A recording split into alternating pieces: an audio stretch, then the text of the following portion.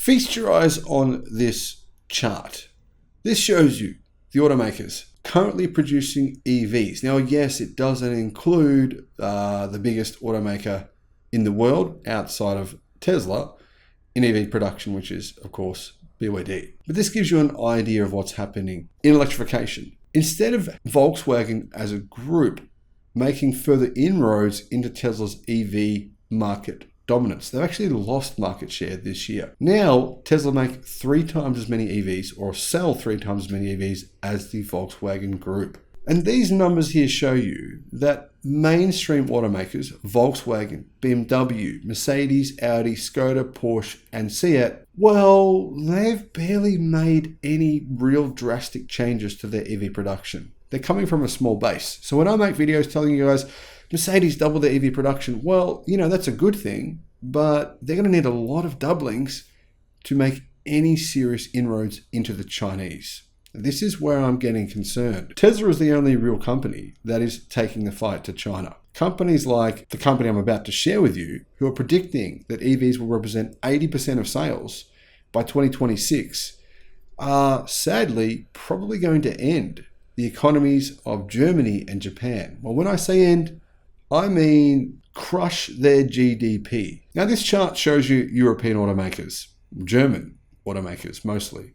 But it's even worse if we were to compare the Japanese automakers to Tesla and, of course, to Chinese EV manufacturers. A lot of people have tried to predict when electric cars would become basically the dominant form of cars being sold globally. A lot of people have their different ideas, but there's one CEO of one of the most prominently talked about car manufacturers today. He's made his predictions, as well as the CEO of Volvo, and they both seem to agree on one thing, which is it's going to happen much, much sooner than we all actually thought it would. Hello, my friends. Welcome to the channel. I'm the Electric Viking. My name's Sam Evans. Thank you for tuning in. The CEO of Li Auto. Now, Li Auto currently, it's true, only sells plug-in hybrids, but they are planning on EVs. In fact, they've got EVs in development right now that will be revealed or released to the market very soon. But really, that's not the point here. The point is this company is in China. And he says that China will hit 80% electrification in 2025. 80%. A year and a half from now, 80% in the world's largest car market. Now, if this is true, you can see, right? You can already see what's happening in Europe. Norway has hit about 88% now, fully EV. That's EV only, by the way. Many other European countries are headed towards those numbers. Europe and China, if you put those two areas together, they represent 60% of the global automotive market. 60%. If the two of them reach this figure together within the next 2 years, which could happen, then we're looking at 80% of cars being sold in 2026 at the latest, possibly based on these observations. 80% of 60% of the world's cars being sold EV. What does this mean for companies such as Volkswagen, right? BMW in particular, who are falling well behind their competition, such as Audi, Mercedes, and Tesla. What does it mean for Toyota, who barely sell any EVs at all, especially in Europe? What does it mean for companies like Honda? What does it mean for basically all companies from Japan? Well, it means they're screwed. Because if they lose China, and they are right now, it's happening right now at a very, very fast pace, well, once they've lost China, how long before they lose Europe? And then what have they got left? Japan and the United States. Well, here's the thing. It's even worse when you think about it, because when they look to Japan, yeah, maybe they can keep Japan. But the US, Subaru doesn't have any plans to electrify in the United States at all. They have no plans for an electric car factory in the US at all. How do you compete? Honda, they obviously have just admitted they're way behind China. The CEO said it himself within the last couple of days. Toyota have admitted they haven't even started, they've only just started work on an EV-only platform. It's happening quickly. Li Yang, who is the founder of Li Auto, predicted a month ago that China's new energy vehicle penetration rate would reach 70% in the fourth quarter of 2025. Well, he's now changed that percentage to 80%.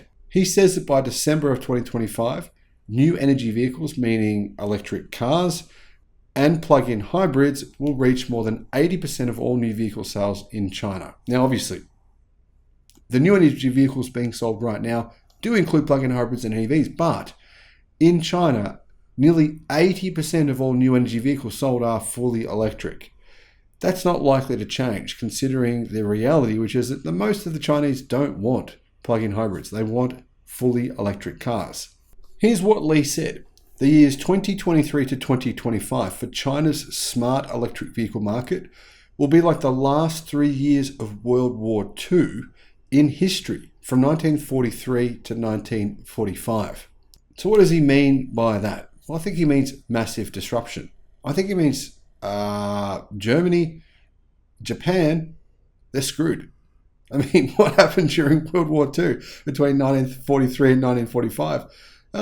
Germany and Japan, they lost. They started losing ground. And then all of a sudden the war was over. This is a war. This is literally an economic war, because the economies of Germany and Japan, they are more dependent on the automotive industry than any other industry. Period. Nothing else comes close. They are completely dependent on the automotive industry. So I think Li is right. I mean, this is a CEO who, I've got to say, after hearing these comments, he's very astute. On March the 25th, Li said on Weibo that NEVs will contribute 70% of new car sales in China by the fourth quarter of 2025. But he's now changed those numbers. So clearly he's seeing the writing on the wall. He's probably seeing the cost declines in lithium batteries and sodium batteries as well. That's going to change the equation. CNF Post says this: for the full year 2022, retail sales of new energy passenger vehicles in China was 5.7 million, up 90% year on year. Retail sales of all passenger vehicles in China were 20.54 million units, up 1.9% year on year. And that means that 28% of all vehicles sold in China in 2022 were electric. But in the fourth quarter of 2022, that figure was closer to 35%. In March of this year, sales of electric vehicles in China were 543,000 in a single month. That contributed 34%, meaning 34% of vehicles sold in China right now are electric. And that number was nearly 1.6 million. So in the month of March, 1.6 million electric cars were sold in China. In the past few years, annual passenger car sales in China have remained at just over or around about 20 million per year, or at about 1.7 million per month. And that doesn't include utility vehicles, commercial vehicles, etc. So if you include those, the number gets closer to 27 million. CNF Post says this: if Li's latest forecast comes true, it means by December 2025, China's monthly EV sales will exceed 1.3 million per month. So what Li Auto right now are doing, they're developing their new electric car. So they have an electric car production line, and then next to it, they have a plug-in hybrid car production line. Li Auto's product array will include a super flagship model, 5 electric cars, and 5 plug-in hybrids. Now, the CEO of Volvo seems to concur. He believes that by 2026, electric vehicles will account for 80% of all sales in Europe. And he believes that by 2026, EVs will be on price parity in the West, or possibly cheaper. It's either parity or cheaper in 2026. I actually think this disruption will happen at a very fast rate. I previously was thinking it would be 2030, but now I think these CEOs really know what they're talking about. And it's going to be fun to see this happen. It's going to be fun to share all this disruption with you guys. Let me know your thoughts in the comments, and thank you for watching.